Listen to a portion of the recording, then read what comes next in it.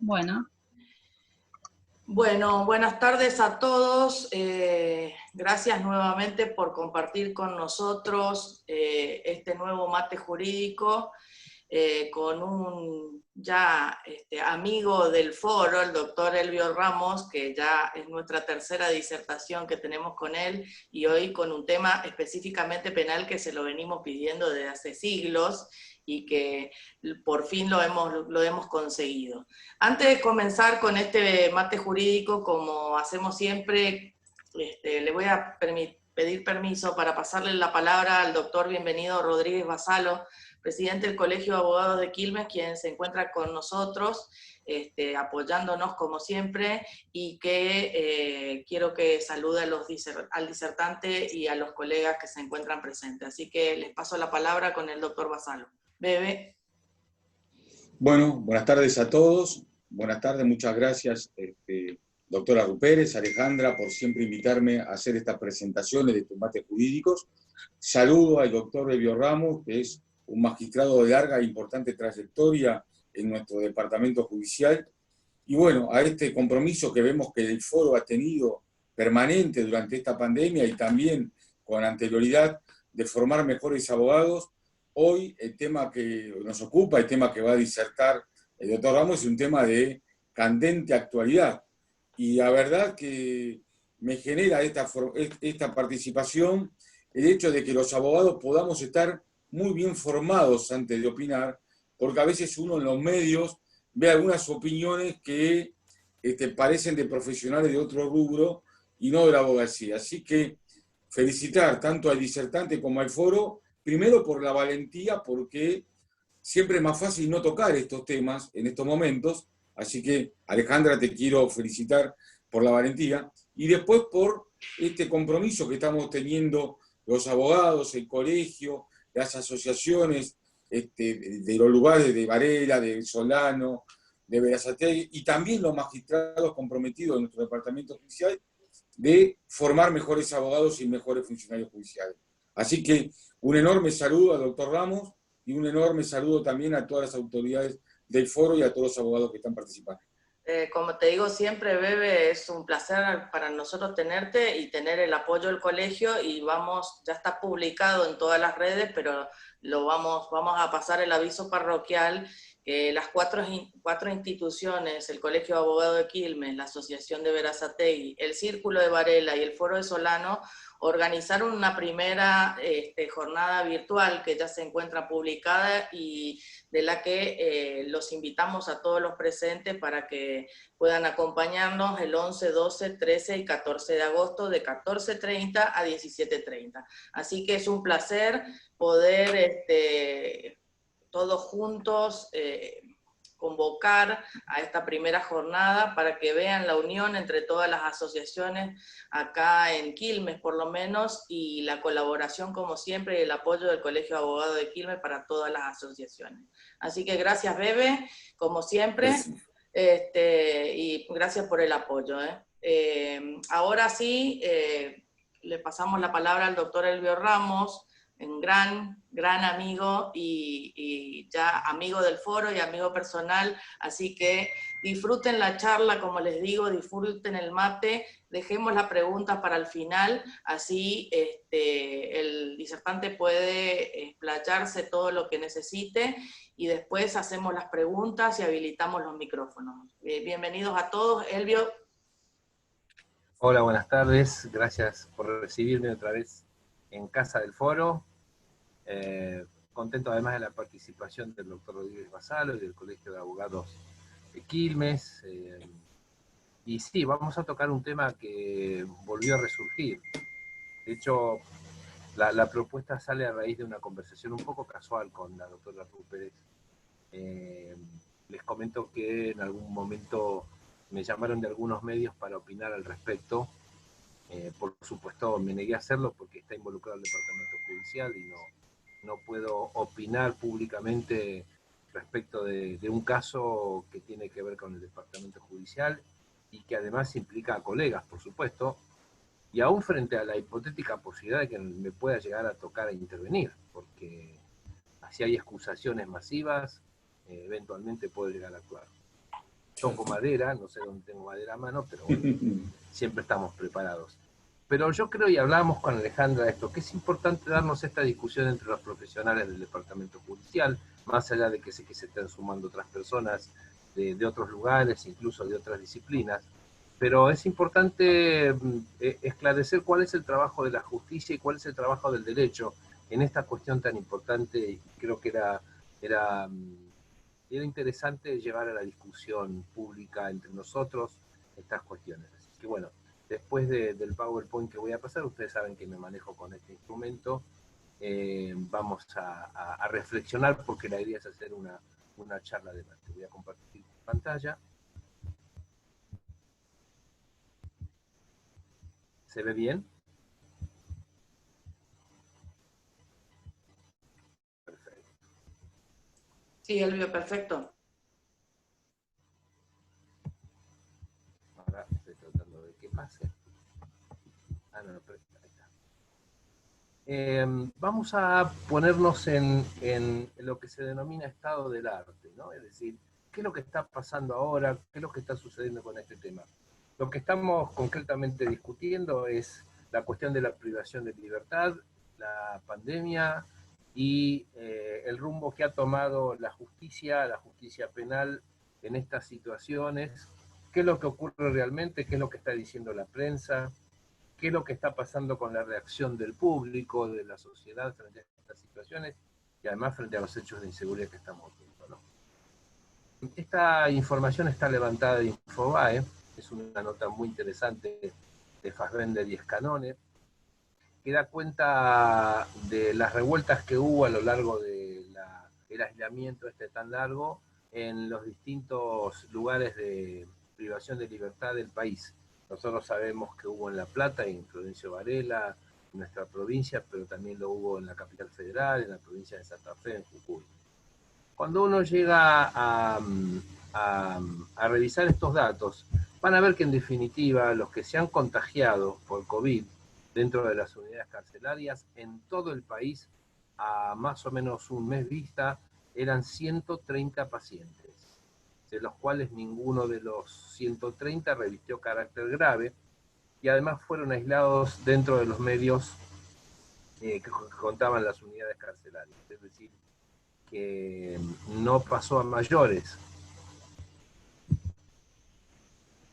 Ustedes recordarán el caso de Mar del Plata, de un hombre de 81 años que sintió ruidos en la casa, se encontró con la presencia de una persona, obviamente se dio cuenta de que era con fines de robo, se defendió con un arma de fuego, con una escopeta, terminó matando a uno de los delincuentes y haciendo huir a los dos restantes. Y en ese caso se consideró, teniendo en cuenta las primeras circunstancias que estaban como evidencias en la causa, que se trataba de una legítima defensa. Por supuesto que la situación todavía está bajo juzgamiento, pero no se tomó ninguna medida coercitiva con respecto a este hombre de 81 años. Esta noticia tuvo amplia difusión en todo el país, además venía precedida de un hecho similar ocurrido aproximadamente un mes antes de este episodio, donde un hijo defendió a su padre frente a la tentativa de robo en la puerta de la casa, también en situación de pandemia. Tenemos, por supuesto, nuestro caso local, el caso Ríos, ¿no? Así se conoce nacionalmente, en realidad hasta diría internacionalmente, porque pude levantar la noticia en diarios de Panamá, en diarios de España, en diarios de Francia, en diarios de Brasil, en diarios de México, ¿sí? Se ha convertido en una especie de muestreo de pandemia e inseguridad. Nuestro ministro de Seguridad bonaerense, Sergio Berni, el doctor Sergio Berni, sabemos que es cirujano,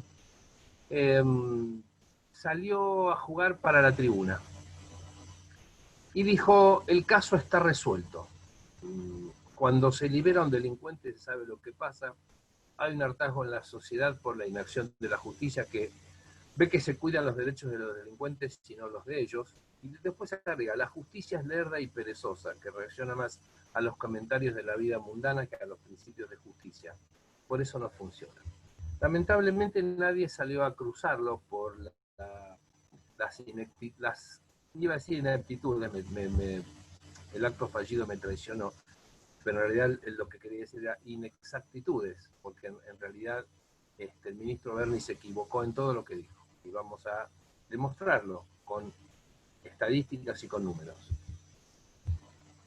En el medio, el señor Berni dijo que uno de los delincuentes, aparentemente delincuentes, porque corresponde la presunción de inocencia, Claudio Nicolás Dahmer, había sido liberado por razón del COVID y, según palabras del ministro Berni, inopinadamente, como que el juez de ejecución lo hizo porque, bueno, las circunstancias y la ideología indicaban eso. En este sentido, el señor ministro estaba totalmente desinformado. Habló de más porque en el caso de Dahmer, que había sido condenado a la terrible pena, por el terrible delito de tentativa de robo agravado por el número de personas, a una pena efectiva de 4 años, que comenzó a computarse desde el 31 de julio del 2017. Al tiempo que Dahmer recuperó la libertad, estaba en condiciones estaba justamente en derecho de recibir el beneficio de la libertad condicional, y además, como indica la propia ley de ejecución penal provincial, 6 meses antes tenía derecho, 6 meses antes de la condicional tenía derecho a tener salidas, ¿sí? Entonces, Dahmer no es que desoyó un arresto domiciliario, sino que se le dio la libertad condicional. En este marco volvió a cometer delitos, y ahí es responsabilidad de la justicia. Fíjense estos datos que están dados por el Procubin, por un lado, o sea, la Procuraduría de Violencia Institucional, que se encarga de la vigilancia y el control de las situaciones de violencia dentro de los ámbitos de privación de libertad, más lo que informó en su momento el Servicio Penitenciario Bonaerense. Hasta fines de julio de este año, los que habían recuperado la libertad en las cárceles federales, 2.000 presos aproximadamente, no lo habían hecho en función de la pandemia, sino que había sido en relación a que se encontraban en situación de recuperar libertad por libertad condicional, o que tenían beneficios de acuerdo a la ley 2661, la ley si mal no recuerdo, la ley penitenciaria federal. Por otro lado, en la provincia de Buenos Aires, como se aclaró, el 60% de las personas que salen actualmente lo hacen por agotamiento de la condena. Y en particular, en este periodo que va de marzo a julio, el 90% de las personas que salió lo hizo por agotamiento de la condena o por la obtención del beneficio de la libertad condicional. Que recordemos que la libertad condicional, de acuerdo al 14 del Código Penal, fue severamente limitada hace 2 años atrás, 3 años ya, cuando se incorporó como motivo denegatorio de la condicional el robo agravado con el uso de arma apta, con lo cual se bajó bastante el piso, y en este sentido el sistema penal atrapa con mayor intensidad a los que están cumpliendo condenas efectivas. Pero reitero, el 90% de las personas que salieron en esta época de COVID lo hizo por agotamiento de condena o por obtención de la libertad condicional. ¿Qué nos deja esto?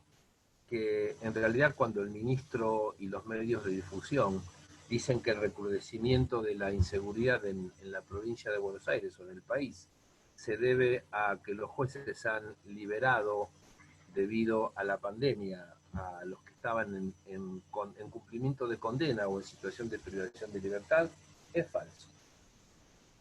Los que han sido detenidos, en esto hablo de mi experiencia profesional y en comunicación con jueces de otras jurisdicciones, los casos que se han conocido, salvo 3, la mayoría han sido reincidentes, pero porque obtuvieron la libertad de acuerdo a derecho, y no por una situación excepcional.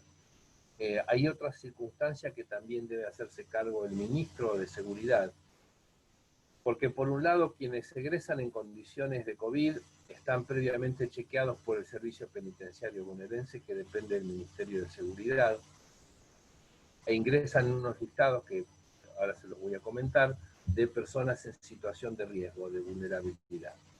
Por otro lado, cuando los jueces disponen el arresto domiciliario en estas condiciones, le tienen que encargar al Patronato de Liberados que se ocupe del control del arresto domiciliario. El Patronato de Liberados, hasta donde yo sé, estaba bajo la órbita de la Secretaría de Derechos Humanos. No chequeé si volvió al área de seguridad, donde estuvo tradicionalmente. La cuestión que entre calificar a un detenido de grupo de riesgo y disponer su soltura, tenemos al Poder Judicial en el medio, pero en ambos extremos está el Poder Ejecutivo de la provincia y corresponde en todo caso que el Poder Ejecutivo de la provincia se haga cargo de lo que no cumple, ¿sí? O de la quizás laxitud, lo cual no es cierto, pero de cierta laxitud en la confección de las listas de los que deben recuperar la libertad por estar en situación de riesgo. Acá nosotros vemos parte del encabezado del famoso DNU, por el cual hemos quedado todos aislados desde hace ya más de 4 meses. Y hago especial hincapié en que se invoca a la Organización Mundial de la Salud. En realidad la Organización Mundial de la Salud, cuando declaró el estado de pandemia, de acuerdo a los informes internacionales que estaba recibiendo, ha sugerido que se tomen medidas restrictivas para evitar la propagación del virus. Por eso, el 20 de marzo comenzó nuestro prolongado aislamiento con este DNU. Digo esto porque al incorporar el decreto de necesidad de urgencia originario y sus ratificaciones, las resoluciones y los consejos de expertos de la OMS de alguna forma incorporan nuestra plataforma jurídica con carácter de fundamento legal todos los decretos o las resoluciones o consejos, digo decretos en un sentido muy laxo, ¿no? La Organización Mundial de la Salud no es un organismo que disponga leyes o genere obligaciones a los países, pero su fuerza científica y su fuerza moral hace que los países adopten sus recomendaciones y de alguna forma, siendo fundamento de los decretos de necesidad de urgencia, podemos decir que se trata de cierto derecho positivo moral, aunque esto suene contradictorio, pero así es.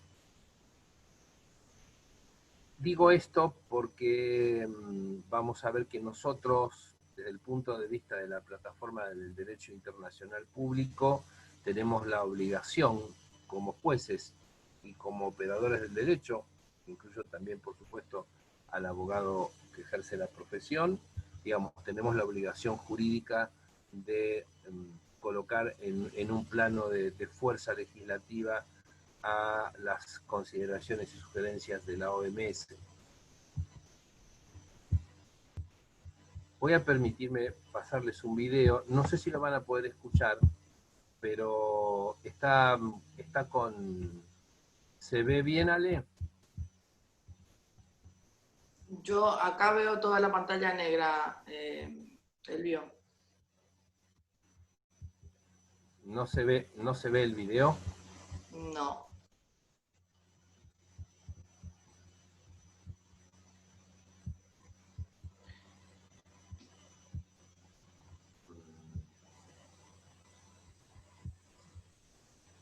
Bueno, la idea de este video era que se trata de una... ¿Hola? Te escuchamos bien. Bien. La idea de este video en realidad lo voy a descartar, pero en este video la alta comisionado de Naciones Unidas, Michelle Bachelet, justamente dice que a raíz de la pandemia los países deben adoptar las medidas más importantes y más severas para cuidar a las personas que se encuentran privadas de la libertad. ya sea por motivos de un proceso penal o porque estén transitando una situación, por ejemplo, de protección debido al estado mental, ¿sí? Y convoca al esfuerzo de todos los países para que no coloquen trabas a esta situación de emergencia, porque esto pone en serio riesgo la salud y la vida de aquellos que no pueden de ninguna manera tomar otro tipo de recaudos o protecciones ante la privación de libertad, ya sea judicial o mental. Ahí te coloqué como coanfitrión, en una de esas ahora sí se puede ver el video, fíjate. Si No, pero está bien, vamos a pasarlo el video. Para darle un poquito más de agilidad y no perder tanto tiempo. Acá estamos viendo el documento Preparación, Prevención y Control del COVID en cárceles y otros lugares de detención. Esta es la orientación provisional del 15 de marzo del 2020, que también fue tenido en cuenta por la justicia y por algunos decretos del Ministerio de Justicia de la Nación, donde justamente da cuenta, y esto es de alguna forma lo que Bachelet nos dice en ese pequeño video, dice: es probable que las personas privadas de libertad, como las personas en las cárceles y otros lugares de detención, sean más vulnerables al brote de la enfermedad por coronavirus que la población en general, debido a las condiciones limitadas en las que viven durante la detención prolongada. La experiencia muestra que las cárceles y comisarías y entornos similares donde las personas se reúnen cerca pueden actuar como fuente de infección. Por lo tanto, digamos que la respuesta al COVID en las cárceles y otros lugares de detención es particularmente desafiante, ya que requiere un enfoque de todo el gobierno y de toda la sociedad. Este es el llamamiento que hace la Organización Mundial de la Salud en el documento específico. Luego aparece otros documentos anexos. El Subcomité de la Prevención de la Tortura también nos está alertando, pidiéndonos por favor la reducción de la población penitenciaria mediante la implementación de esquemas de liberación temprana, provisional o temporal, teniendo en cuenta las medidas no privativas de libertad indicadas en las reglas de Tokio. Las reglas de Tokio son aquellas que alientan la resolución de los casos penales por medios alternativos a la privación de libertad. Primero, para evitar que se llegue a juicio, y en caso de recibir una sanción, que ésta pueda ser reemplazada por trabajo en favor de la comunidad, o que las privaciones de libertad no sean en medios carcelarios, si no es que se trata de un caso muy grave y donde no hay garantías personales por parte del condenado de adherirse y cumplir con las obligaciones que cualquier arresto domiciliario o libertad vigilada impone. Luego está el comunicado del Alto Comisionado de Derechos Humanos, Michelle Bachelet, donde de alguna forma, y en el video que no pudimos ver, nos está repitiendo esto. Las personas, y dicen que hay que tomar medidas de soltura adoptadas en favor de personas en riesgo, como mujeres embarazadas, personas con discapacidad, personas mayores, personas con enfermedades, personas condenadas por delitos menores y de bajo riesgo, como así también aquellos que se encuentran cumpliendo el final de su condena y pueden ser reintegrados con seguridad a la sociedad. Es muy importante lo que les acabo de leer, porque esto va a ser tomado prácticamente como una norma operativa para decidir la soltura o no de los que están privados de la libertad, sea que se encuentren en cumplimiento de condena, o sea, con mayor sentido, que estén por disposición provisoria, es decir, por prisión preventiva.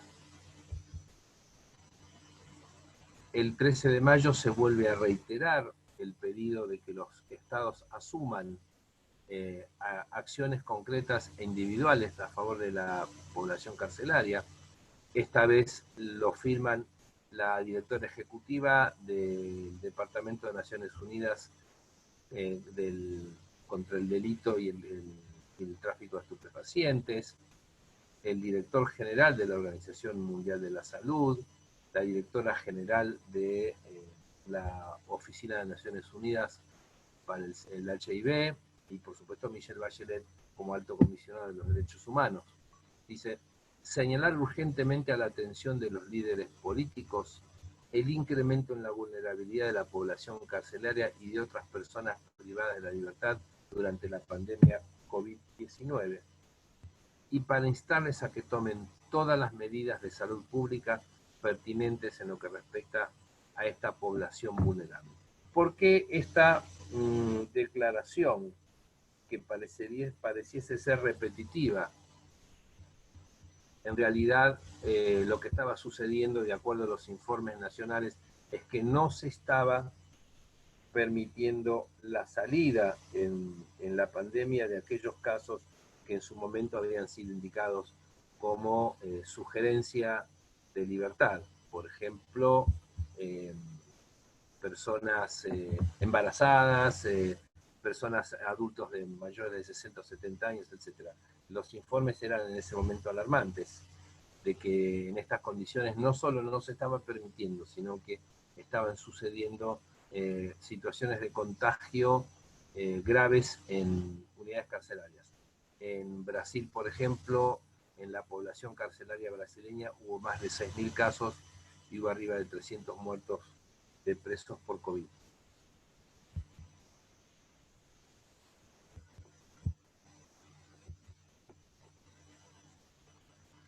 Bueno, y otra vez reiteran que se debe tomarse en cuenta que hay que liberar a los reclusos con riesgo particular, personas mayores, personas con afecciones preexistencias, y dicen, así como reclusos que no suponen un riesgo para la seguridad pública, como aquellos condenados por delitos menores y no violentos, en particular mujeres y niños. Cabe preguntarse qué es un delito no violento, ¿no? Esta respuesta quizás no tenga un lineamiento objetivo. Lo que la práctica y la jurisprudencia está indicando, que un delito no grave sería aquel que ha sido condenado a una pena que no supere los 5 años.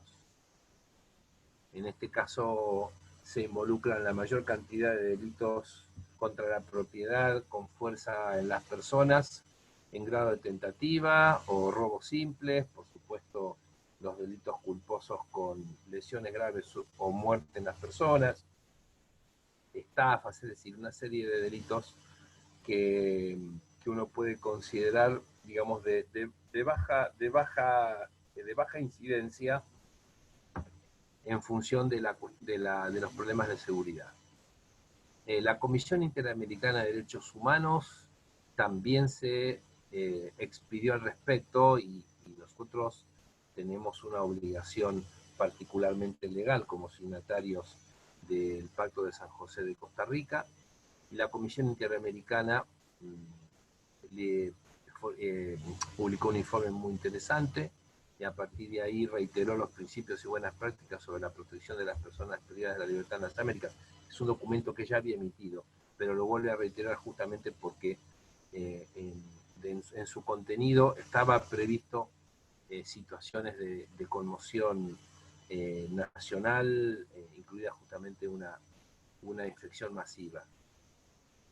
Por eso vuelve a reiterar la responsabilidad que tienen los estados signatarios del Pacto de San José de Costa Rica de generar los mecanismos para la protección inmediata de todas las personas que están privadas de la libertad en los establecimientos públicos. Y por supuesto la primera regla es que se les permita continuar con el cumplimiento de la sanción en domicilio.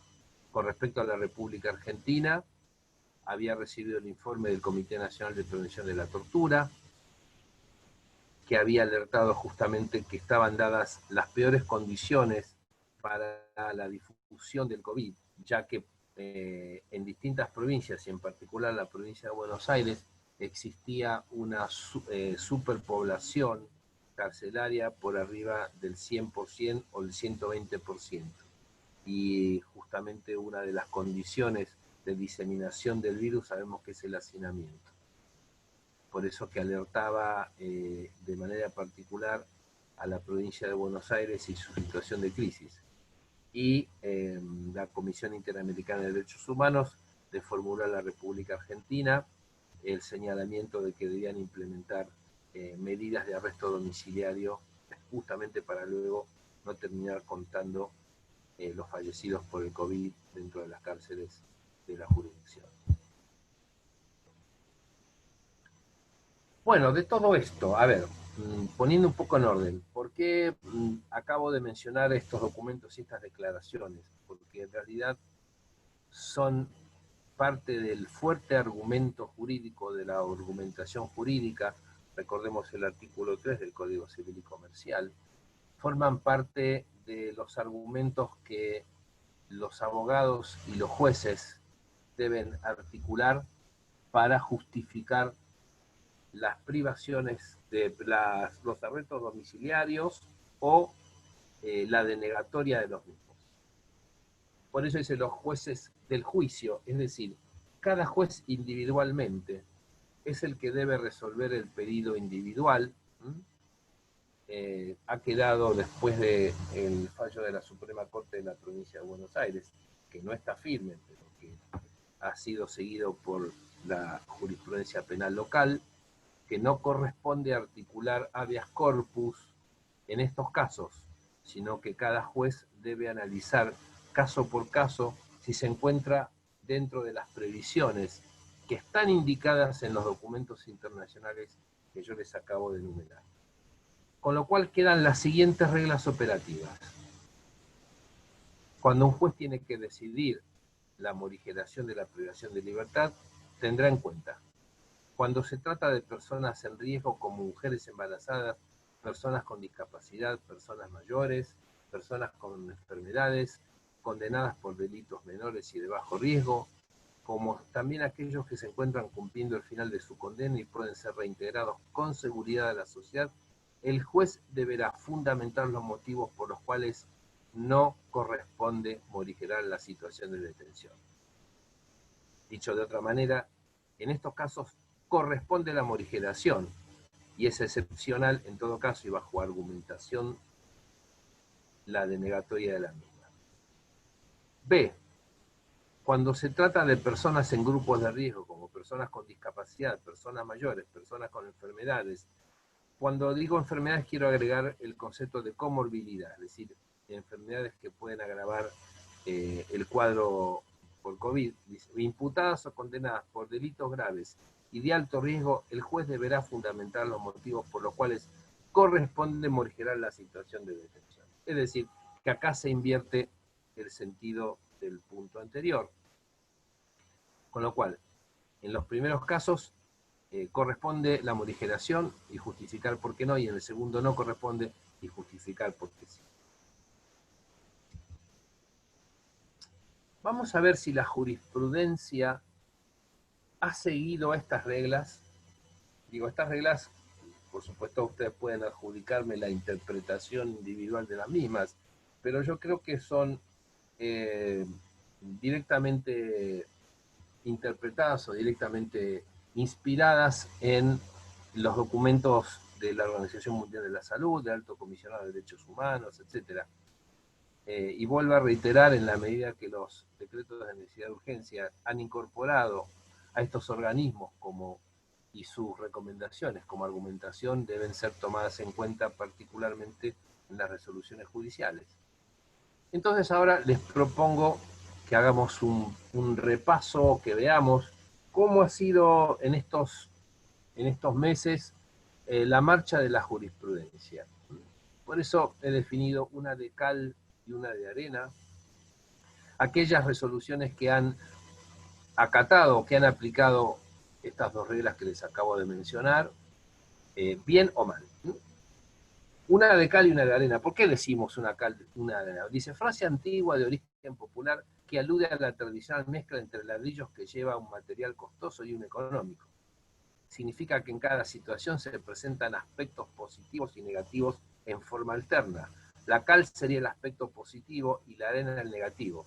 o dicho de otra manera, la cal sería lo bueno, porque es lo más caro, y la arena no tan bueno, porque es lo más abundante y lo más barato. Esto se lo tomé prestado al historiador y escritor Daniel Balmaceda, a quien le agradezco la colaboración y que por Instagram me dio su permiso para hacerlo.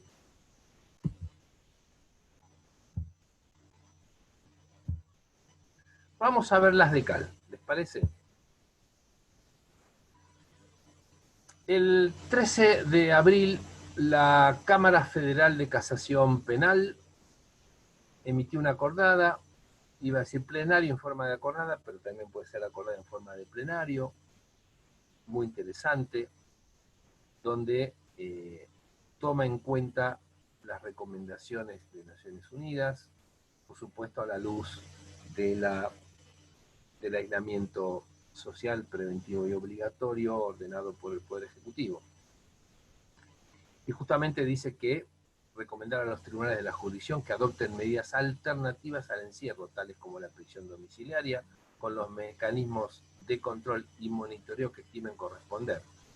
Respecto de, y si ustedes le prestan atención a los 5 incisos, no hacen más que reiterar lo que la Organización Mundial de la Salud, el Alto Comisionado de Derechos Humanos, etcétera, nos viene diciendo, ¿sí? Personas condenadas por delitos no violentos, próximos a cumplir la pena impuesta, personas condenadas a penas de hasta 3 años de prisión.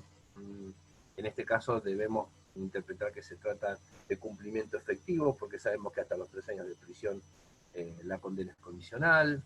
Y hace hincapié, por supuesto, en los grupos de riesgo,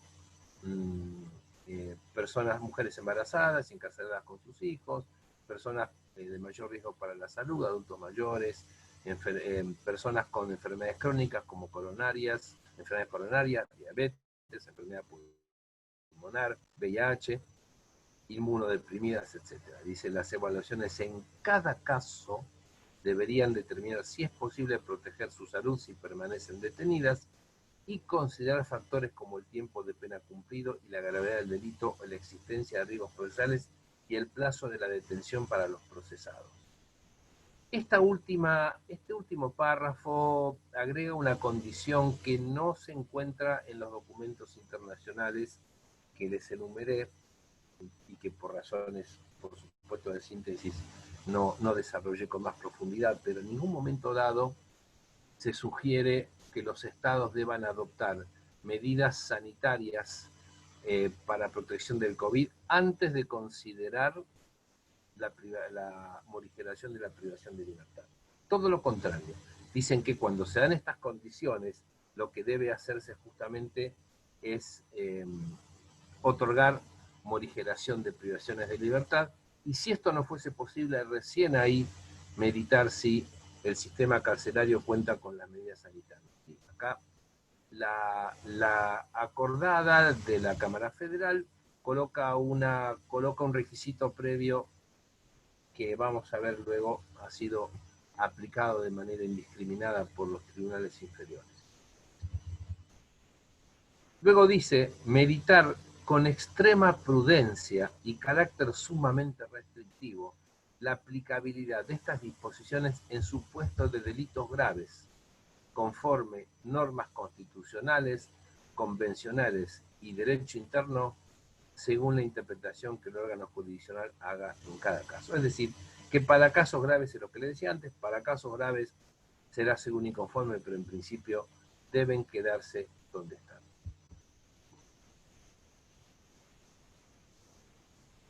Vamos al Tribunal de Casación Penal, uno de los primeros pronunciamientos previos a la acordada. Casación Penal acepta justamente el desafío de la primera, digamos, de la primera resolución, ¿sí? Y dice, considero en primer lugar a las personas que conforme dichos listados y a las actualizaciones que se vayan agregando, se encuentran en situación de riesgo por edad o por patología. Es importante aclararles que se deja al arbitrio del Servicio Penitenciario Federal, pero también del Servicio Penitenciario Federal, la confección de listas de aquellos reclusos que se encuentran en grupos de riesgo. Por supuesto que estas listas no son obligatorias, pero son indicativas y le avisan al juez que eventualmente, a pedido de la defensa o incluso de oficio, deben analizar la situación individual de cada uno de ellos para disponer justamente el arresto domiciliario. Por eso dice, en este caso entiendo que la solución más equitativa consiste en la concesión del arresto domiciliario a las personas contenidas en dichos listados, por respecto a las cuales se verifiquen las situaciones apuntadas. Arresto que deberá aplicarse e implementarse de los juzgados y tribunales que tienen a su cargo a los prevenidos, ¿sí? Es decir, que en todo momento lo que señala la jurisprudencia de alzada es que cada juez es el que le corresponde analizar la situación individual, y en este caso no corresponde un habeas corpus colectivo como fue el que ocurrió en la provincia de Buenos Aires y en un ratito vamos a analizar. Por eso dice en el último párrafo de esta filmina, a este fin considero pautas razonables para evaluar la gravedad del delito. Fíjense, pautas razonables para evaluar la gravedad del delito, no solo la escala penal involucrada o la pena impuesta por sentencia condenatoria aunque no se encuentre firme, sino también parámetros como el bien jurídico tutelado, priorizando lo relativo a la vida, la modalidad de ejecución, los medios comisivos, especialmente si resultan altamente lesivos, la situación o calidad de la víctima y la posibilidad de fijar domicilio en un lugar diferente al de residencia de esta, sea mediado violencia de género. Es muy importante, yo creo, que este parámetro de evaluación de lo que es un delito grave o un caso grave se ajusta a las indicaciones internacionales y le dan además a los jueces unos parámetros bastante concretos para poder justificar por qué la persona no va a salir o por qué la persona sale. No sé si ustedes recuerdan, pero en uno de los primeros casos se trató de un ofensor sexual que había sido condenado a pena efectiva de más de 8 años, que tenía 72 años y que por eso el juez de ejecución penal en la provincia de Buenos Aires consideró que estaba dentro de los grupos de riesgo, porque además se trataba de una persona con hipertensión y diabetes, y decidió liberarlo, pero no tuvo en cuenta dos cosas. Primero, que no se había escuchado a la víctima, y segundo, que además vivía muy cerca de la víctima. La cuestión es que después Casación terminó revocando esa libertad y el sujeto volvió a su cárcel, a su unidad carcelaria, justamente porque se trataba de un delito grave y el servicio penitenciario podía darle tratamiento necesario para sus padecimientos de salud. En el caso Curry de la Cámara Nacional, esta vez de Casación Criminal Correccional de la Nación, también se refiere a dos aspectos.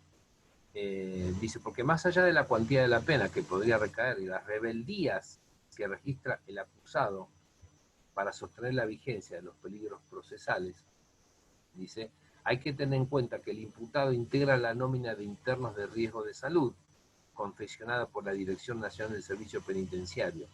Y agrega otro detalle descriptivo. Dice, su lugar de alojamiento, el Centro de Prevención Federal, Penitenciario Federal 2, cuenta con un 107,97% de población carcelaria, es decir, que se encuentra excedido el cupo.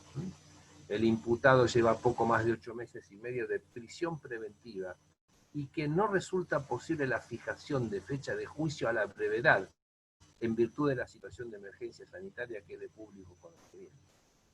Y por último agrega, en virtud de la pandemia por COVID-19, la Comisión Interamericana de Derechos Humanos urgió a los estados a enfrentar la situación de las personas privadas de la libertad en la región y entre sus recomendaciones sugirió evaluar de manera prioritaria la posibilidad de otorgar medidas alternativas a la prisión preventiva.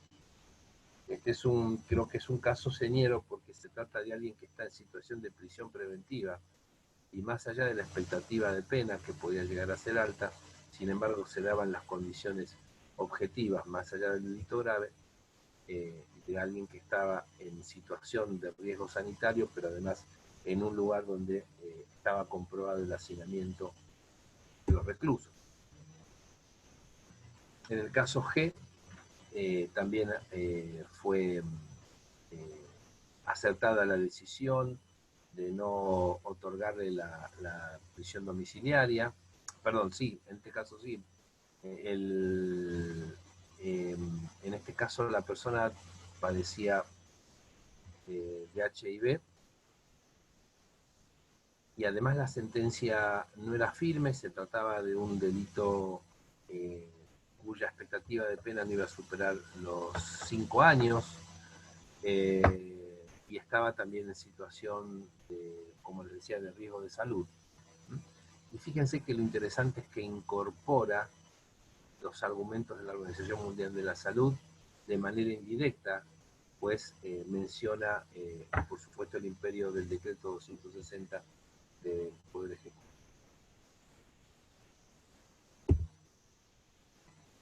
En el caso Vaz Barbosa, estamos en un caso de hurto agravado. ¿Sí? En caso de hurto agravado, suceden dos cosas en este caso que son muy interesantes. Primero, que el señor Vaz Barbosa recuperó la libertad por estar en situación de riesgo, pero parece que el señor Vaz Barbosa no tuvo en claro de que no podía salir a la vía pública, con lo cual el señor salió a la vía pública. ¿Y qué pasó? Por supuesto, lo interceptó la fuerza de seguridad, le iniciaron una causa por vencimiento de la cuarentena, del aislamiento, pero se consideró que como era un delito menor, no correspondía devolverlo a la unidad carcelaria, sino que se le requirió al juez de la causa que mejore los mecanismos de control y vigilancia del imputado. Es decir, lo que nosotros decimos, preferimos que este perejil se quede afuera y que nos deje la vacante para un caso más grave. Disculpen que lo diga así, pero es parte de la jerga forense en el fuero penal, sobre todo porque los ingresos hoy por hoy están, por supuesto, absolutamente limitados.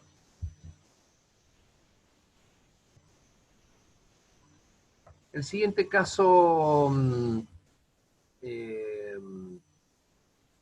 tenemos, por supuesto, siempre los fiscales son los que recurren las resoluciones. Y acá hay que hacer una aclaración importante, porque a raíz del habeas corpus del 8 de abril en la provincia de Buenos Aires por casación, se tomó la decisión de dejar sin efecto parcial el artículo 163 del Código Procesal Penal Provincial, que le permitía a los fiscales apelar con efecto suspensivo las morigeraciones de privación de libertad, de modo tal que no se hacían efectivas.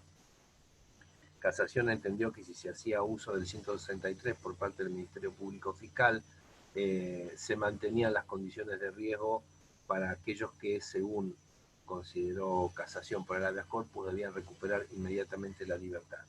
Bueno, la Suprema Corte de Justicia dijo que no podía Casación de ninguna manera dejar sin efecto una norma, porque esto es propio del legislador y en consecuencia los recursos del fiscal cuando se concede una morigeración son plenamente aplicables.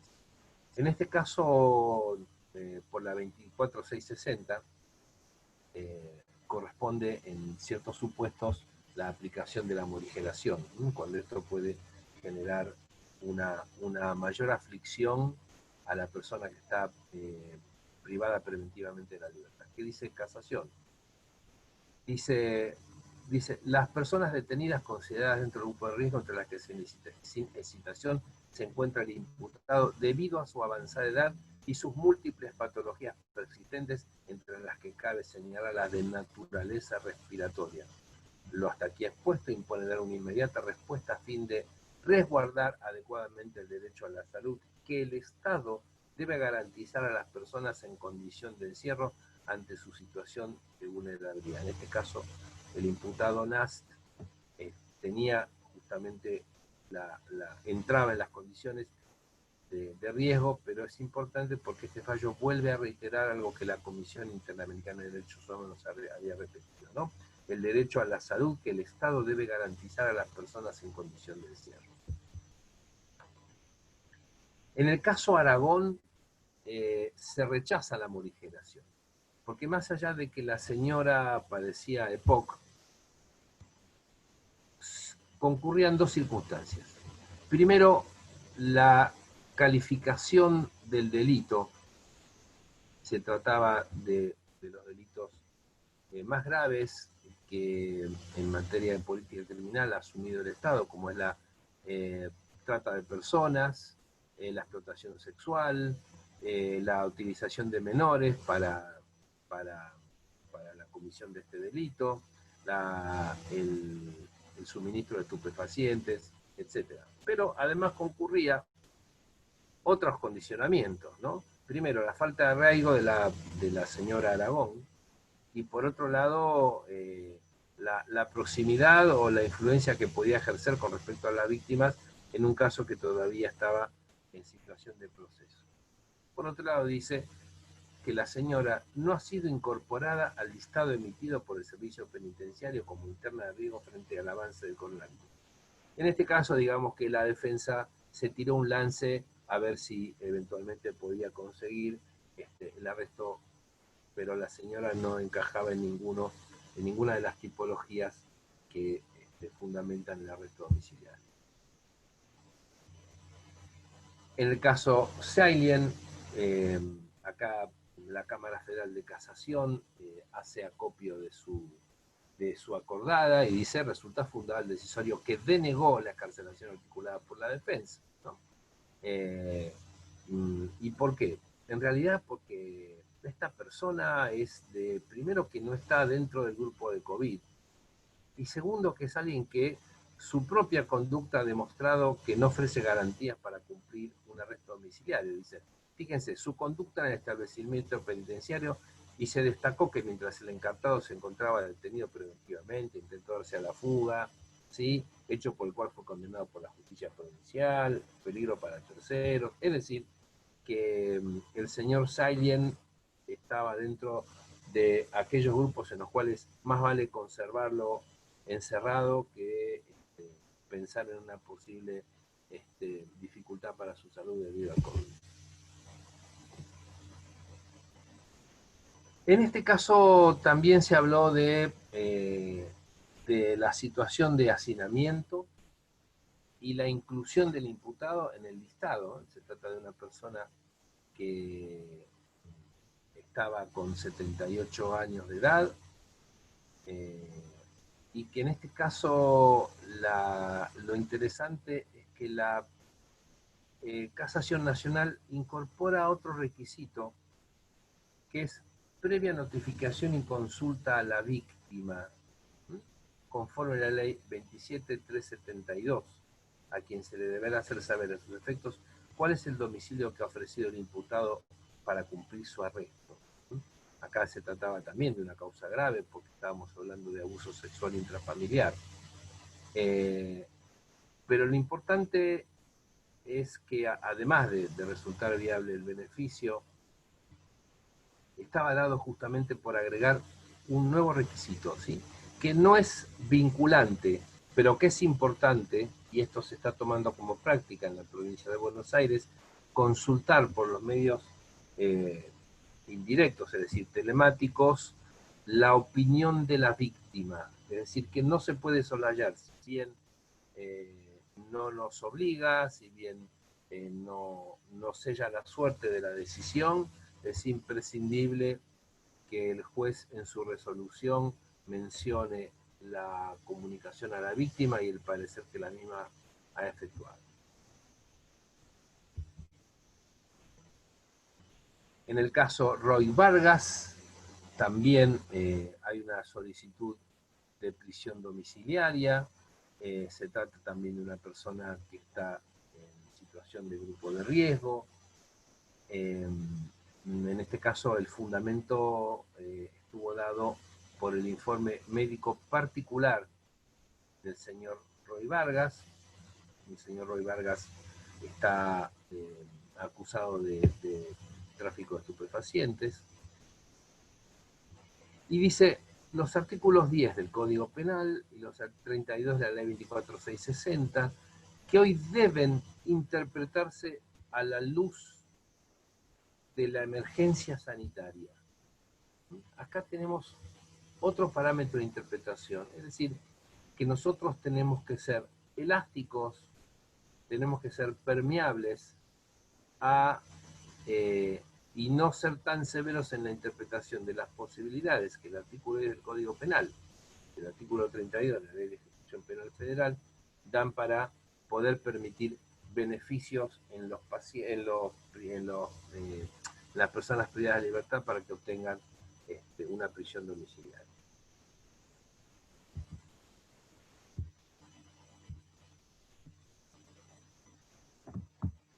Voy a pasar ahora a... Voy a saltear algunos fallos porque están... Bueno, en el caso... Bueno, está el caso Lázaro Báez, que ya sabemos que la Corte falló a favor de Lázaro Báez, pero con una caución patrimonial alta, pero además tuvo en cuenta la cuestión del plazo razonable, ¿sí? Y hay además hay otro detalle importante, que acá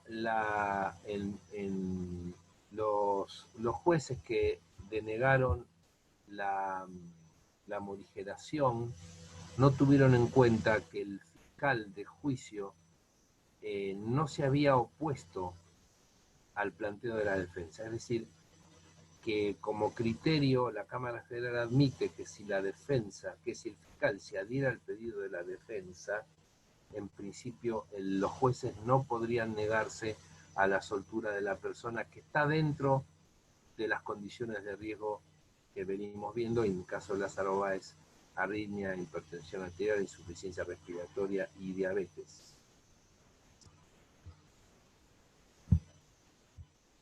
En otro caso que recién pasé, en el caso Sendón, que también, si bien integraba los grupos de riesgo, se le negó la libertad justamente por la gravedad de los delitos por los cuales fue condenado. Sendón fue condenado por delitos de lesa humanidad. Este último caso es muy reciente, es de la Cámara de Apelaciones y Garantías de Bahía Blanca. Nos dice dos cosas. Primero que por vía de habeas corpus no se puede disponer que cada juez reexamine de manera individual si cada persona que está privada de libertad integra o no los grupos de riesgo. En este sentido, continúa o confirma que es el servicio penitenciario el que debe indicar mediante listados quiénes son los reclusos o los que están bajo situación de prisión preventiva y que deben, que estarían en situación de riesgo. No corresponde un reexamen. Por otro lado, cuando se considera que el servicio penitenciario, la unidad carcelaria, no contaría con las condiciones sanitarias necesarias para la atención de algún enfermo de COVID, la Cámara de Apelaciones considera, de Bahía Blanca, considera de que el habeas corpus es procedente a los efectos de revisar si no se dan agravamientos en la situación de detención. Estos son dos aspectos muy interesantes que yo creo que sirven como caso líder. En el caso Taborda también, que es un caso muy reciente, de la semana pasada, se trató de un rechazo del pedido de detención domiciliaria. Acá se trataba de un tráfico de estupefacientes, una pena efectiva de 7 años y 6 meses. Y se dijo, bueno, no está dentro de los listados, no tiene una enfermedad grave, no se encuentra dentro del grupo de riesgo, ¿sí? También dice, la dirección mencionada tiene protocolos y directivas de alerta epidemiológica para el COVID dentro de las unidades carcelarias. ¿Esto qué nos indica? Que esta situación de pandemia nos genera a nosotros la obligación de estar innovando permanentemente. El protocolo de la Dirección Nacional de Servicio Penitenciario Federal fue aprobada en mayo, implementada en mayo y en junio, y establece un protocolo por el cual debe ser examinado aquella persona en situación de riesgo para luego integrar al ITAR. No alcanza únicamente con el informe médico, pero también generó condiciones de control con respecto al personal penitenciario, porque si se producía un contagio, se produce un contagio en un servicio penitenciario, no se debe a contagio del propio recluso, sino que ha sido traído del exterior. Sepan ustedes, creo que ya lo saben por difusión pública, que están las visitas a los centros de detención de mayores y menores han sido suspendidas hasta que pase la pandemia, lo cual agrega, por supuesto, un factor de presión adicional al que ya podemos suponer que está dando. Vamos a las de arena, vamos a aquellas donde se aplicó de manera exagerada la prohibición de arresto domiciliario. En este caso se trata de una persona que en principio está dentro del grupo de riesgo de salud, pero la jueza que está interviniendo, en este caso se trata de un proceso penal en curso, que más allá de que la persona padezca HIV, dice que deberá acreditarse que en el domicilio cuya permanencia se pretende, no haya personas también de riesgo o portadoras del virus, en este caso el COVID. Dice, debería haberse acreditado que en ese domicilio haya medidas extremas de salubridad y higiene que eviten la exposición al virus. Este es un requisito que no surge de ninguna recomendación internacional o nacional. Es decir, que se le ocurrió a la jueza actuante decir que como condición necesaria para que alguien tenga un arresto domiciliario, deberá comprobarse que no hay ninguna persona en el domicilio que tenga COVID. Con lo cual se convierte esto en una especie de tutela del Estado con respecto a la salud. Y entonces coloca a las personas entre la espada y la pared, porque al agregar este requisito, y si esto se generaliza, sabemos que prácticamente es de imposible producción o de un esfuerzo público enorme desviar recursos para constatar si efectivamente en el domicilio que se ofrece para que la persona tenga arresto domiciliario, algún pariente o alguno de los convivientes está con COVID. Es un despropósito. Por eso es una de arena al agregar condiciones. Incluso, fíjense que invoca a la Organización Mundial de la Salud, que en ningún momento dado, todo lo contrario, la OMS lo que está generando es propiciar los arrestos domiciliarios. En el caso de Schiavi, ya sabemos, Schiavi en realidad está condenado a 5 años y 6 meses de prisión. Lo colocaron dentro de un diagnóstico de hipertensión, dislipemia, tabaquismo, obesidad. Es decir, entre Schiavi y Lázaro Báez no había mucha diferencia.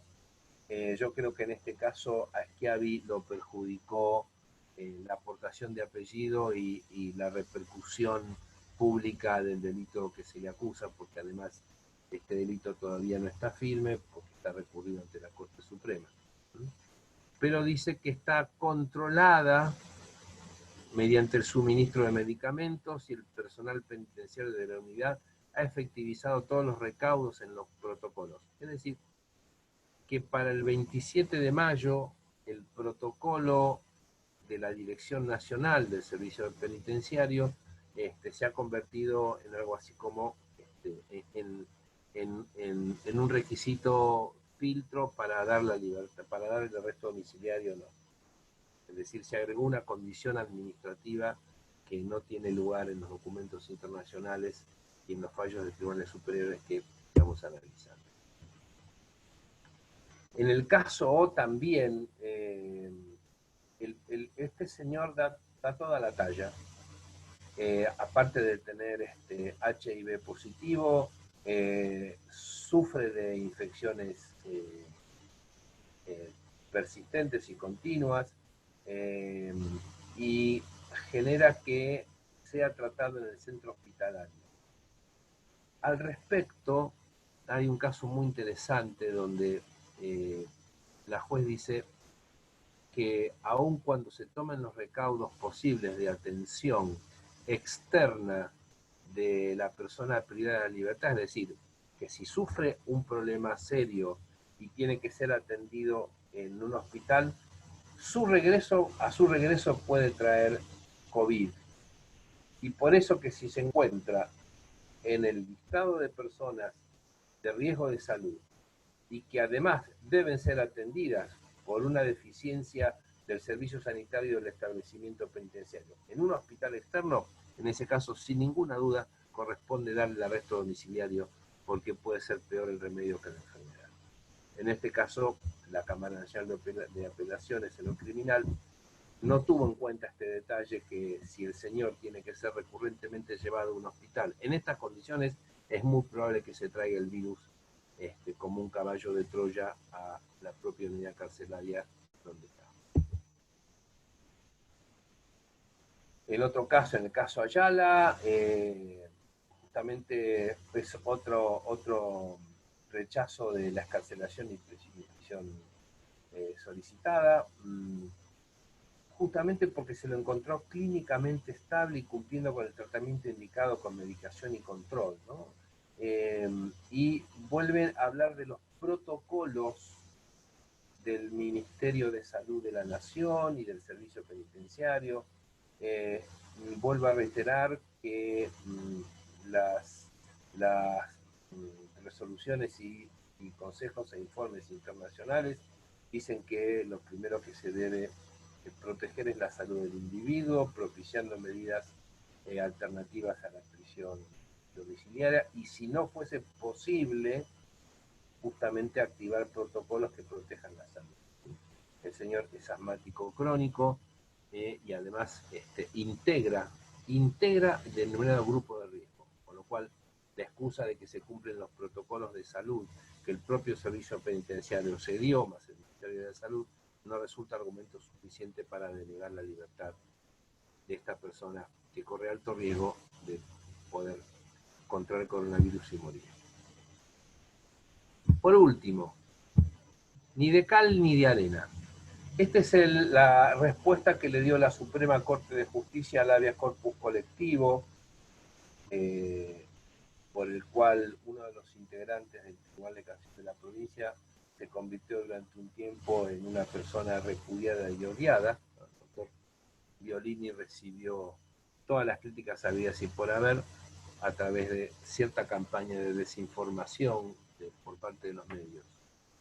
En este caso, en el habeas corpus colectivo que dispuso que las personas que están en los grupos de riesgo y que no tienen causas graves debían salir, la Corte Suprema de la provincia lo modificó y agregó lo siguiente. Dice, más allá, dice, de los obligados matices, la especie se pide por un grupo determinado de detenidos, ¿no? La actual controversia, dice la Corte, se focaliza en los primeros, o sea, en aquellos que son grupos de personas y que correspondería liberarlos. Dice, es posible identificar 3 características afines al grupo: el contexto de encierro, pertenecer al universo considerado de riesgo según las prescripciones de la Organización Mundial de la Salud, la prioridad que, dado el riesgo implicado por el lugar en que se hayan alojado, ha de asignársele al tratamiento de sus peticiones materiales, destinadas a cambiar su situación. ¿Qué dice la Corte? Cuando estas 3 situaciones se dan, cada juez debe dar una respuesta, en principio positiva, a la morigeración. Pero después le dice a casación, y esto está subrayado, al margen de ciertas guías orientadoras, los puntos del fallo que establecen la clasificación de los delitos de los que se derivan con generalidad y automaticidad algunas medidas de carácter mandatario, fueron arbitrariamente decididos al suplantarse sin razón plausible el necesario examen prudencial de los jueces a cuyo cargo se hallaba cada prevenido. A ellos solo se les deja el estrecho arbitrio de calificar el delito como grave o leve, distingo impuesto por la sentencia de fecha del 8 de abril del corriente. Digamos que hay que agregar que el distingo no fue colocado por el habeas corpus colectivo de casación. La distinción entre delito grave o leve, como les comenté antes, viene ya señalado desde Naciones Unidas y desde la OEA, de la Comisión Interamericana de Derechos Humanos. Por supuesto que dentro del carácter grave o leve, grave o no tan grave, correspondía complementar el concepto al interior de la clasificación, diciendo qué se trata de grave o qué se trata de leve. Ya vimos que en este sentido la Justicia Nacional Penal ha establecido una serie de parámetros al respecto. Sé que me están queriendo hacer una pregunta, pero bueno, ya termino y vamos en todo caso a discutir el punto. Lo cierto es que hay en el fallo de la Suprema Corte, en el caso Altuve, hay de cal y de arena, ¿sí? En algún caso, si bien la Suprema Corte habla de las prescripciones de la Organización Mundial de la Salud, por otro lado niega la calificación entre grave o leve, con lo cual parece ser una contradicción porque esta calificación, o mejor dicho, esta situación ha sido descrita en los documentos internacionales que antes les comenté. Por lo pronto, el caso Altuve deja sin efecto el habeas corpus colectivo, donde se había dispuesto la soltura de todas aquellas personas que estaban dentro de los grupos de riesgo, embarazadas, personas mayores de 70 años, personas con enfermedades comorbibles con el COVID, y que por supuesto, o que estuviesen muy próximas a cumplir la condena, todos ellos, de acuerdo a habeas corpus, debían recuperar la libertad en lo inmediato. Cosa que no ocurrió porque la Suprema Corte primero suspendió los efectos del habeas corpus colectivo y luego en el fallo definitivo lo dejó sin efecto.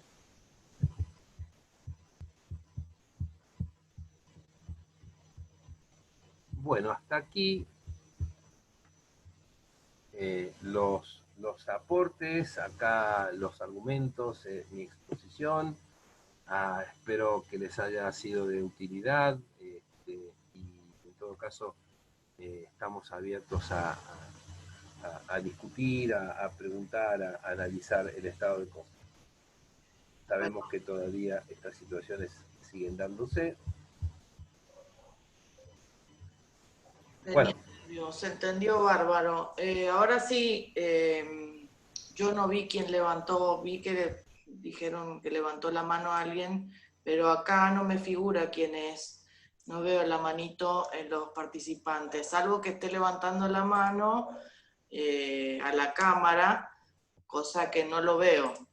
Así que los que quieran hacer preguntas, utilicen la manito para que los pueda identificar y le habilite el micrófono. Después, Alejandra, te voy a enviar el PowerPoint para que... Sí, me estuvieron preguntando de eso. Sí, y ya les dije. más allá de que, por supuesto, está grabada esta reunión, así que bueno, también. Sí, vos igual siempre mandás el PowerPoint y después nosotros lo reenviamos a todos los inscritos. Los que hayan ingresado con el link de alguna otra persona, manden un mail al mail del foro para que podamos reenviarle el PowerPoint del doctor Ramos. Así que acá tengo una manito levantada. ¿Tenés habilitado el micrófono, Sebastián? Bien, ahí se me escucha. Sí. Sí, se escucha. Hola, Sebastián, ¿cómo te va? ¿Qué tal, Elvio? Buenas tardes, muy bien. Un gusto verte. Bien. Igualmente.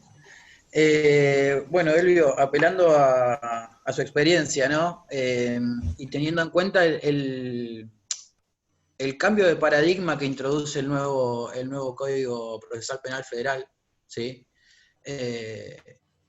Sí. cuando trata lo que es prisión preventiva, básicamente, y cuando hablas de la sobrepoblación y demás, no hicimos un repaso de lo que sería la cantidad de casos de detenciones que se dan como una cautelar, ¿sí? Como una cautelar. Interpreto que la salida a todo esto, si bien yo me considero casi un abolicionista, interpreto que la herramienta de la prisión domiciliaria, ¿sí? La herramienta de la prisión domiciliaria, es una postura que yo tengo que debería ser más utilizada.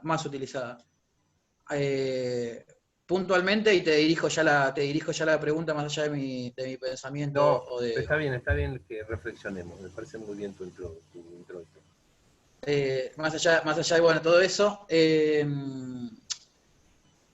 nunca se efectúa un análisis de lo que es la utilización indiscriminada de lo que es la prisión preventiva y que genera en consecuencia la superpoblación. Y como consecuencia no querida, la dilación innecesaria en la celebración de debates. Bien. Es muy interesante lo que estás planteando. Antes, estoy viendo entre los asistentes a Vanina Voltes, te mando un gran saludo, cariños a mi Villarrica, nos conocemos de Paraguay con Vanina, he viajado varias veces y Paraguay en su sistema de justicia tiene una serie de dispositivos muy interesantes y acá incluso va parte de la respuesta a tu interrogante que tiene que ver con la aplicación de las 100 reglas de Brasil. El abuso de la prisión preventiva está, por supuesto, vinculado a las políticas criminales de los estados nacional y provincial, de los cuales de alguna manera los ministerios públicos fiscales se adhieren. Esto llegó a tal grado de gravedad que en diciembre del año pasado, porque el habeas corpus de casación tiene una historia. En algún caso yo, hablando, ahora lo voy a decir públicamente, yo creo que en el caso del habeas corpus de casación hubo lo que se llama un gambito. Para los que no juegan ajedrez, gambito es una maniobra que realiza uno de los jugadores, donde en principio se coloca ex profeso en situación de desventaja, pero que a la larga le va a permitir una mejor posición o ganar el partido. Básicamente gambito es un nombre a una trampa en el ajedrez. Yo puedo ofrecer una pieza importante que mi contrincante la va a tomar en su gula, se llama gula de ajedrez, pero lo que gana va a ser una pérdida mayor. Bueno, a fines de diciembre del año pasado, la Suprema Corte de la provincia convocó al fuero penal para informarles acerca de la grave situación por la que atravesaba el servicio penitenciario provincial, donde con una capacidad de 27.000 reclusos, algunos hablan de 24, había una población de más de 50.000 personas, con la gravedad de que había 6.000 alojados en comisarías que primero estaba prohibido por el caso Berbisky tener alojados a personas en situación de proceso. Y lo más grave es que la mitad de esas comisarías que tenían presos habían sido deshabilitadas por orden de la justicia por haberse dado situaciones como, por ejemplo, quema de comisaría, anegación de las cañerías, falta de luz, falta de agua corriente, falta de las mínimas condiciones de calefacción, etc. Bueno, en esas condiciones. Con lo cual que la Suprema Corte le sugiere a los jueces, a través de un listado que había confeccionado el servicio penitenciario, de unos cuantos miles de detenidos, que revisen las situaciones y procedan, en todo caso, a disponer medidas de morigeración. Casación se guió de eso. De hecho, en los fundamentos, Casación habla de la situación de emergencia del servicio penitenciario, lo cual estaba totalmente agravado por el COVID. Entonces esto era 1 más 1. Entonces dijo Casación, si la Organización Mundial de la Salud me está diciendo que acá hay grupos de riesgo que deben ser liberados inmediatamente, y estos grupos de riesgo casualmente fueron examinados por la Suprema Corte en diciembre del 2019, a raíz de que el Poder Ejecutivo alertó a la justicia de esta situación prácticamente explosiva de hacinamiento, conviene en todo caso liberarlos. ¿Qué pasó? Que inmediatamente salió el habeas corpus, tuvimos un cacerolazo y ahí tuvimos que parar las rotativas. Pero esto también es producto de un abuso de la prisión preventiva, de la pobreza de los sistemas de control de aquellos que obtienen una libertad o una morigeración por parte del Poder Ejecutivo. La insuficiencia de tobilleras. Hace un tiempo, antes del cambio de gobierno en la provincia, hubo un ofrecimiento al Ministerio de Seguridad de poder dotar de las nuevas tobilleras, creo que eran de procedencia israelí, que eran muy sofisticadas, que estaban casi como celulares, eran prácticamente GPS colocados en los tobillos. Pero ¿qué pasa? Sucedieron alertas de personas con estas tobilleras, pero resulta que nadie fue a controlar si era una falsa alarma o efectivamente la persona se había ido de su domicilio cuando no correspondía. Es decir, esto sería palos porque bogas y palos porque no bogas. En este caso, el jamón del sándwich termina siendo la justicia. No quiero absolver a la justicia de esto, porque admito, Sebastián, en esto te doy la razón, de que es preferible tenerlo preso que tenerlo fuera, porque si vuelve a cometer delitos, el hilo se corta por lo más delgado. Pero los jueces que son conscientes de la Constitución y del artículo 75, inciso 22 de la Constitución nuestra, por la cual son plenamente operativos todas las convenciones en materia de derechos humanos, tenemos que hacer oídos sordos al clamor popular y cumplir con la ley. Por eso me atreví a aburrirlos con los argumentos de los organismos internacionales, ¿no?, que forman parte por hoy, claro, también de nuestra argumentación jurídica. Claro, ahí aprovecho que es un mate jurídico y bueno, aprovechando tenerte del otro lado de la pantalla para conversar sobre el tema, cómo el poder que están teniendo los medios de comunicación, que siempre lo tuvieron, pero la presión es tal que pueden revertir decisiones judiciales. O sea, es algo... cuando empecé a estudiar Derecho lo creía impensado, ¿sí? Me quita seguridad jurídica a mí como ciudadano, porque hoy me encuentro de este lado en representación o defensa del interés de alguna persona, pero he tenido que soportar estar también sentado en el banquillo de los acusados y digo, a ver... Perdón, Sebastián, ¿lo decís por mi mesa de examen, cuando te tomé examen? No puntualmente por eso. Bueno, pero, perdón, discúlpame. Está bien que vos podés asumirte como ciudadano común, pero no sos ciudadano común, sos abogado. Esta aportación de conocimiento jurídico que hace que vos tengas una información diferenciada y una capacidad de análisis diferenciado, y que vos tenés que guiarte por la ley, ¿sí? Entonces no podés asumirte, discúlpame que te lo diga, pero desde el momento en que se te dio el título, te convertiste en un ciudadano con un conocimiento. Recuerdo una anécdota que se comenta en la UBA, que no sé si es cierto, pero dicen que estaba ante un examen final de penal, le preguntaron a una persona, uno de los alumnos le preguntó al profesor, el profesor Torres le preguntó qué era la inimputabilidad, era falta de que alguien era inimputable cuando le faltaba el conocimiento de la ley. Entonces el profesor dijo, por favor, váyanse urgente de esta facultad porque están todos a punto de ser imputables. Bueno, ¿qué te quiero decir con esto? Nosotros tenemos que pensar en derecho. Tenemos que pensar en la ley y en derecho, en justicia y en derecho. Ya no nos podemos nosotros, cada vez que leemos una noticia, cuando vos leíste el caso Ríos, seguramente, Sebastián, no dijiste, inmediatamente fuiste a ver si el artículo 34 del Código Penal le cabía a Ríos o no, ¿no? Ya inmediatamente dijiste, no, para mí es homicidio calificado. Hablaste como corresponde por tu información. Lo primero que dije fue, Me lo llevo a un juicio por jurado, es lo primero que pensé. Bueno, pero fíjate vos, pero eso no lo dijiste como ciudadano, lo dijiste como abogado, y esto te va a perseguir Sí, toda la vida, ¿sí? tal cual. Pero yo insisto que los medios de comunicación están buscando la noticia y no se ocupan del fondo.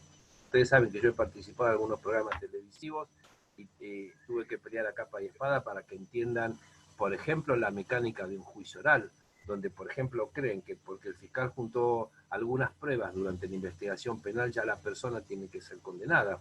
Cuando le digo, miren que acá hay dos etapas, la investigación penal, donde el fiscal arma el caso y luego viene el debate, ¿cómo? Y las pruebas serán según y conforme.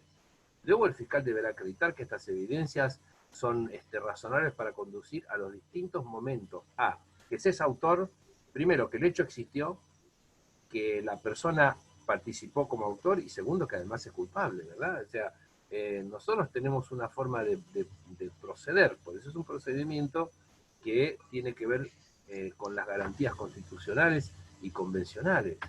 Bueno, esto es necesario que nosotros salgamos a difundir.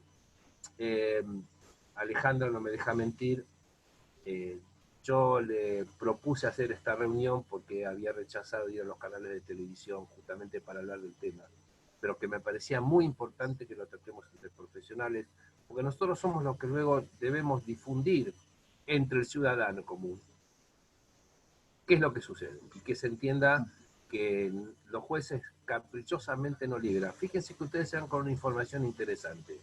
El 90% de los casos durante la pandemia, está chequeado, lo fue por agotamiento de la pena y no por COVID. Luego, por supuesto, aquel que sale en libertad porque agotó la pena, no sabemos si va a reincidir o no. Con lo cual también nos remite a otra cosa, la escasa capacidad que tiene el servicio penitenciario para la resocialización de las personas.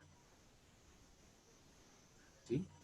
Por eso aparece como muy fácil el recurso de decir, como dijo el ministro Berni, de manera absolutamente inopinada, yo dije en un post que hice, lo hace de ignorante o de malintencionado.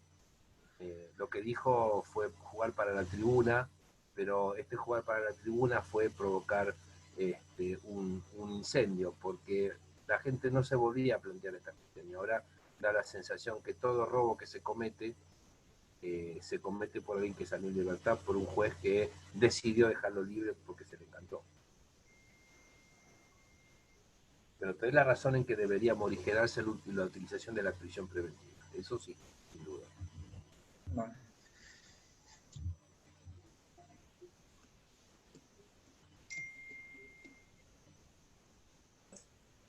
A ver si alguien tiene alguna otra pregunta más para hacer. Yo quiero aclarar lo que dijo Elvio, es cierto. Lo estuvimos conversando y me pareció una idea magnífica que lo podamos charlar entre colegas. Les voy a dar una primicia A ver, lamentable. primicia. El centro de detención de menores de Lomas de Zamora ha registrado 15 casos de chicos con COVID.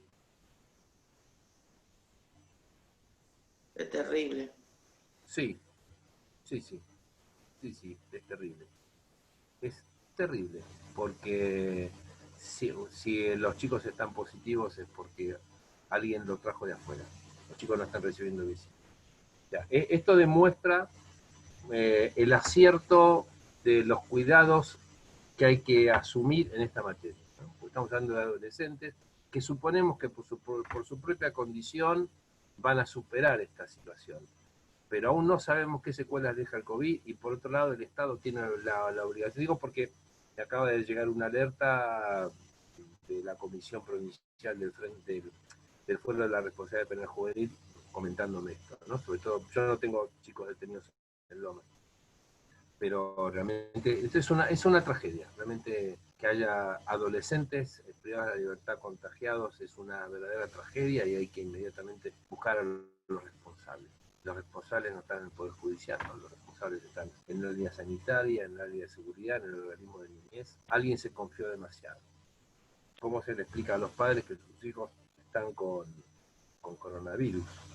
¿Sí? Bien. Por supuesto que estos chicos los van a aislar, en algunos casos, algunos de los que no están infectados saldrán a sus casas y es probable que por ahí los padres no los contengan y van a cometer delitos. Entonces el círculo se vuelve a cerrar. En algún punto hay que hacer una profunda autocrítica de prácticas. sobre todo de las prácticas para contener a las personas en arresto domiciliario a través de sistemas efectivos de contralor. Bien, perdón, Ale. No, nada, bueno, quería aclarar eso que vos dijiste. Lamentablemente, más oportuno imposible. No, mejor es una primicia, pero muy, muy terrible, pero es una primicia. Nosotros tenemos un detenido en la unidad 40 de Lomas de Zamora, que también hay un pabellón completo de gente que tiene COVID, y no están dando los arrestos domiciliarios. Así que es un problema que se sigan contagiando y en algunos casos que vayan a terminar con algún fallecimiento, ¿no? Porque no tenemos posibilidades de hacerlo. Ya pedimos como 4 veces, se hizo el pedido y no hay forma de que lo den.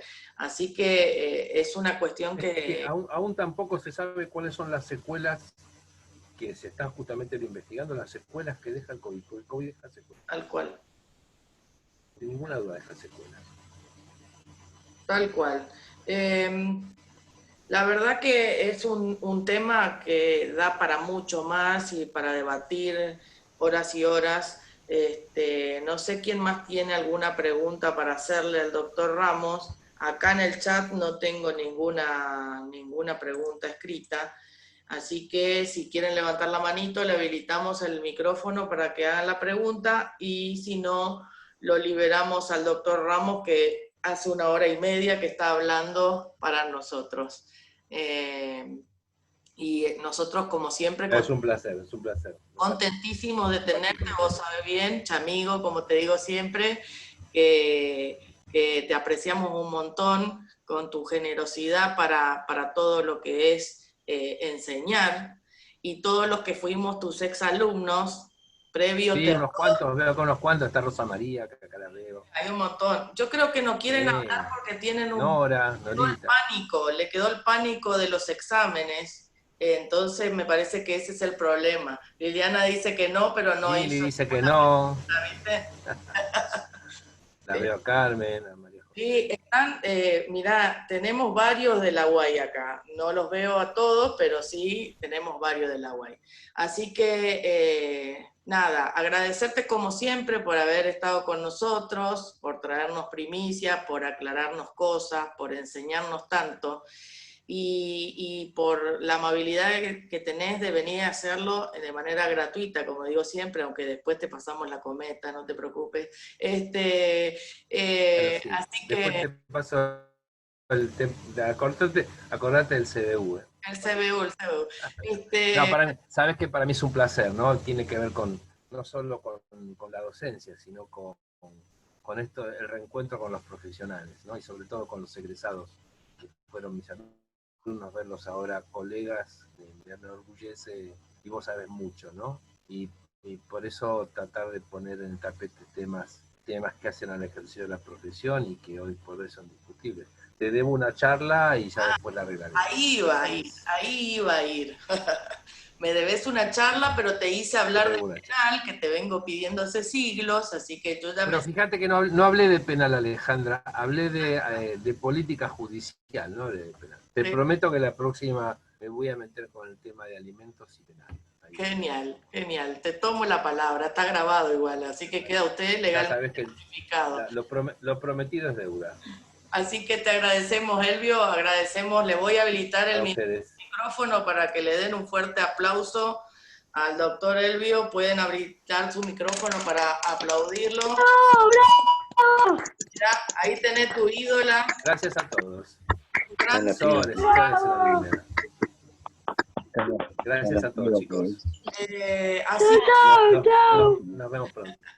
Ahí la tenemos a Sole, tu gran seguidora. Así que... ya. Pero es una seguidora del foro, ¿eh? Es una seguidora del foro. También, nos sigue. Nos tiramos flores con... Sin ser vecina, porque ella es porteña, ¿no? Sin ser vecina. Bueno, sí. Sí. Así que bueno, les agradecemos a todos por haber estado. Nuevamente, Elvio, un gusto tenerte. Gracias a todos, nos vemos la próxima. No, nos vemos pronto. Un besito para todos, gracias por estar. Chao a todos, gracias a ustedes. Chao.